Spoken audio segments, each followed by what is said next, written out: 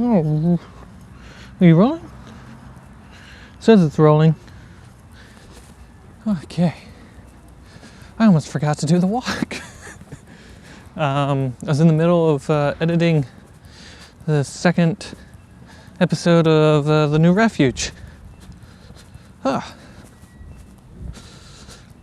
Speaking of that, I don't know if I mentioned this. You may not know of them. You might have. The Longest Johns. They are a shanty band from the UK.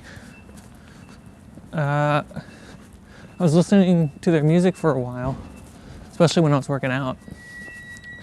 And I started really enjoying a couple of their tracks as like I could see Fables of Refuge and some other campaigns in my mind when listening to the songs.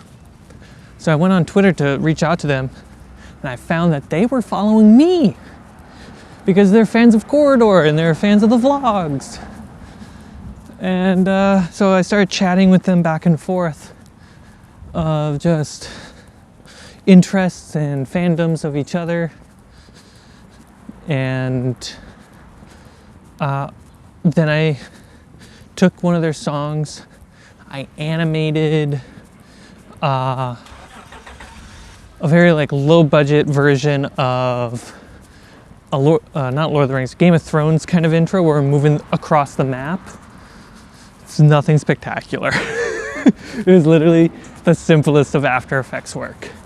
But it really puts the map and the world and the setting up front, which I really liked.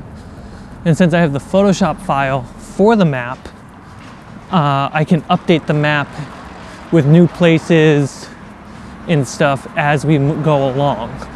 What I did is made the animation, construction time.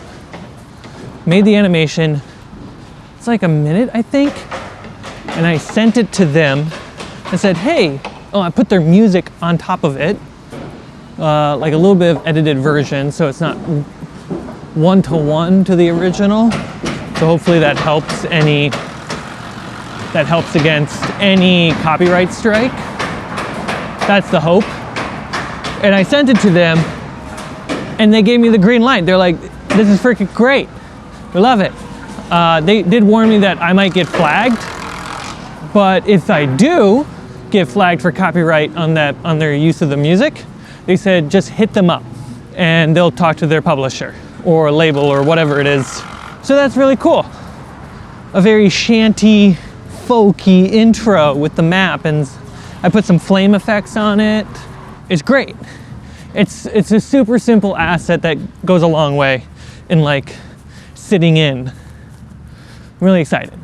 A character artist of the name Clara, she emailed me a little bit ago. She's in the Philippines? No, she's in Thailand. She hit me up after watching a handful of Refuge episodes, and specifically the Alien series, which she thought was really great, and she loved that I used the artist, what's his name? Goblin something, I can't remember. I used his art for the Star Wars one as well, which is coming. She hit me up saying she's a talented artist. She sent her profile and I looked at her character art. She had scenic art. We talked about that and she's down to do those. I don't know if there's room in the budget for scenic art yet, but it's really good. And her character art is also top notch. I think I've talked about the new character art before. I don't remember, but I'm gonna keep going. Taking pictures of cracks in the ground. So she's doing a remastering pass of all the character art. The new Tazoo looks so good. New Marza, new Julius. Right now she's currently working on the new Ash. Guys, they're so good.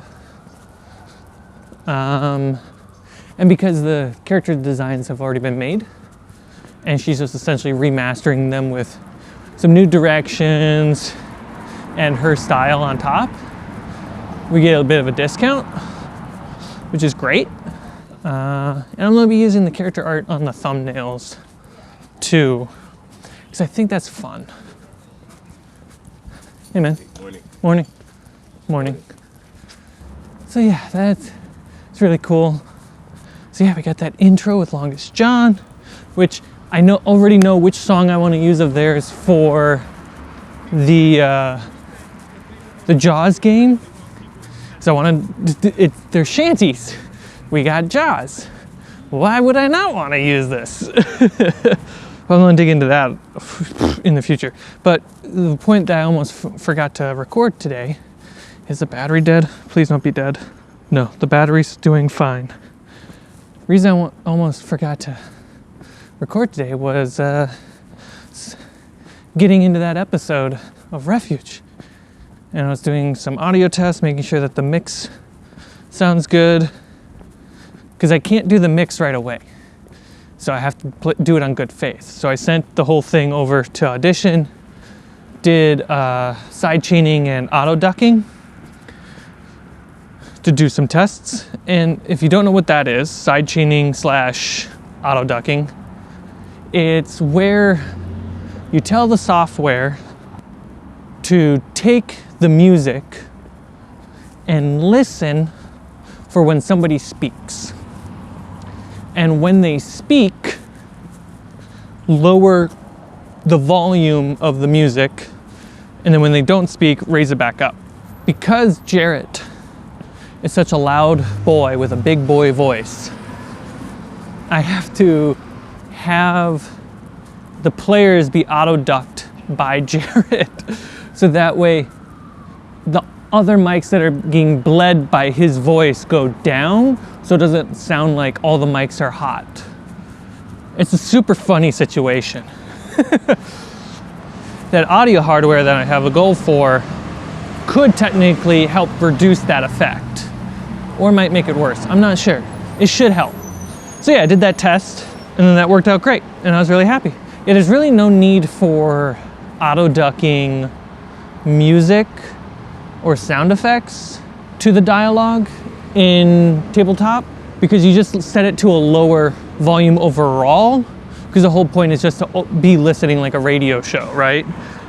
It's not like a movie or a TV episode where silence and visual storytelling take place.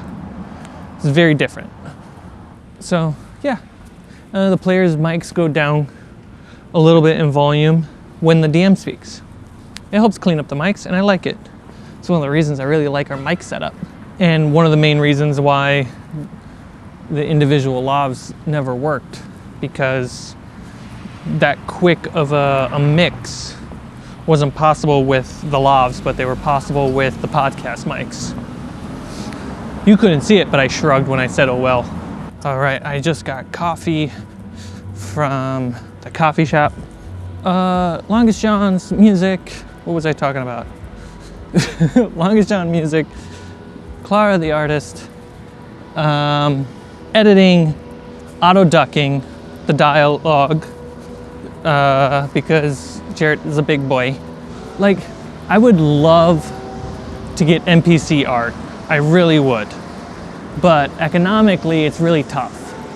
So a new character art from scratch is like $200 to $300. That's kind of the average in the industry. And that's what I'm paying for in general for like the art for Fables of Refuge. So we're getting half off on the remastering art of the player characters, because they're already made. So normally a character art would be like $200 to $300, which is absolutely understandable. Because for the quality that you want, like you don't, I'll pay you that kind of money to make sure that you can keep doing it. So point being, this is why one-shots are so expensive.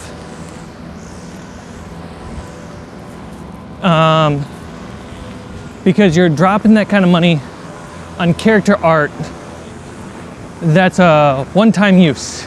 You know, it's like single-use plastic. It's gone. Versus recyclable, reusable, returnable assets that have episodes of use, and which add up to minutes of watch time being seen and appreciated. There's more value there. I do like the, and the reason why in Son of a Dungeon, why we can do all the art that, character art that we do have, is because one, Griffin is full-time at Corridor. So he can take on the character art if he can fit it in his schedule, right? And then he can bust out, and then the focus is like the main characters, the major NPCs, which we know because we've recorded the whole thing ahead of time. So it's like, get this person, get this person, get this person. And then for Son of a Dungeon, we focused on getting no monster art. We did test out monster art, and we're like, the amount of time dedicated to a monster that just shows up for one time and never returns isn't cost efficient for budget and time. So we were like, oh, what if we just do black and white gradient? Possible, but then Griffin's like, we still gotta design the monsters.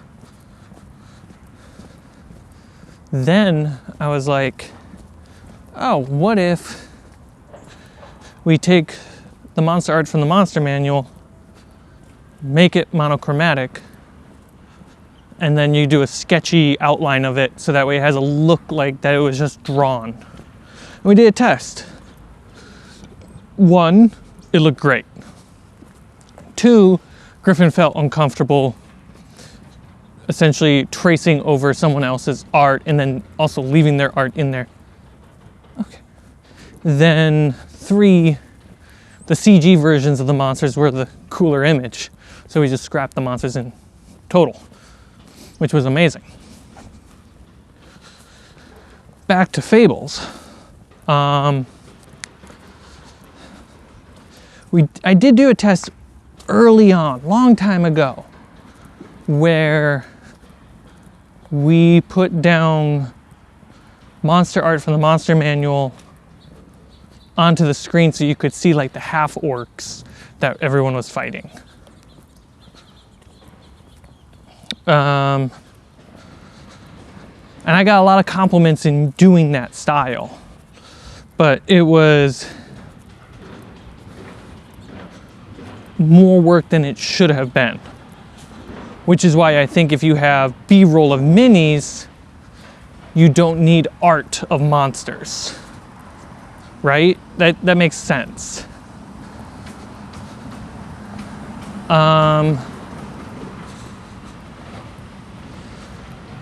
Next, trying to stay on my train of thought here. Next is NPCs, like bosses, returning characters. They have value. So let's say a boss character that everyone's familiar with in Fables of Refuge. Let's just give an example outside of Fables. We want to give the big boss an art. I think let's just stick with that. That art's only going to be really used that one time that the boss is there, or if it's a reoccurring, which is undetermined, you get 2 uses probably. It's got value, but you're not entirely sure, right? think there's more value in describing the boss than getting the art of the boss. I could be wrong. Because I know we tested this theory out in Alien, where we got like not just the main characters, but also the NPCs and the monsters as character art. The game, the final product itself, clearly benefited from it, but it was so much more expensive. And it was after the fact, because we did that after we recorded. Okay, so it's doable if there's time. Yeah, I guess so. It's just, it costs so much more and it's really hard to justify it in the moment. And I think one of the major reasons why it's hard to justify is on top of the wonderful donations that you guys offer, both in chat and as backers on a routine, the views and watch time that equal the foundational bedrock income from the channel is not there. We saw a bump during Son of a Dungeon's release, which is pretty cool, but then it dropped off at the hack. I think in the future, we can see bosses in monsters get art. Maybe. I think major NPCs and bosses will be a thing to do. And then if occasionally we can sneak in a monster as like a library asset, like the goblin, the twig blight, you know, simple stuff like that. But even, because I try to gauge that stuff by looking at the bigger powerhouses in the community, such as Dimension 20 and Critical Role. I would look at Dungeons and Daddies, but they're completely audio, so their art asset is more for their branding and marketing, which is just the main characters. Critical Role and Dimension 20, Critical Role sticks to character art only, which keeps it cost effective. They do some fancy stuff with their character art, but it's cost effective. And then they also then have a large enough community of talented artists who make the fan art of their NPCs for their audience to enjoy. And then Matt, their DM, makes sure to describe more flourishing details about the NPCs for those artists to take and make art of. But that's a big leagues situation, right? Dimension 20 is somewhere in the middle where they make sure there's art for all the characters. I want to say any NPC that is important, potentially any NPC. Like they go balls to the walls with that stuff. Do they do monsters? No, they don't do monsters. They really leave it up to the minis to communicate the monsters. So I think collectively across from Critical Role, Dimension 20, and Son of a Dungeon, leaving the minis to really be the illustration of the monsters is the goal, which means you gotta spend more money on minis, but it's a library asset. You just reuse the same mini. Like goblins, orcs, and stuff. Then, which means you have to put energy into the minis.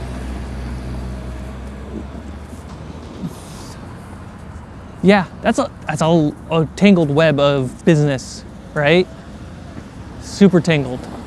But right now, for Refuge, it's just a character art, so it's nothing super complicated. That's about it. I think so. Yeah. Talked about some good stuff. I'm gonna go back in, I'm gonna drink this coffee that I got, surprise Allie with her cup of coffee, and continue chugging along on Refuge. And I will see you tomorrow. Thank you so much for your support, and I hope you have a wonderful day. Bye.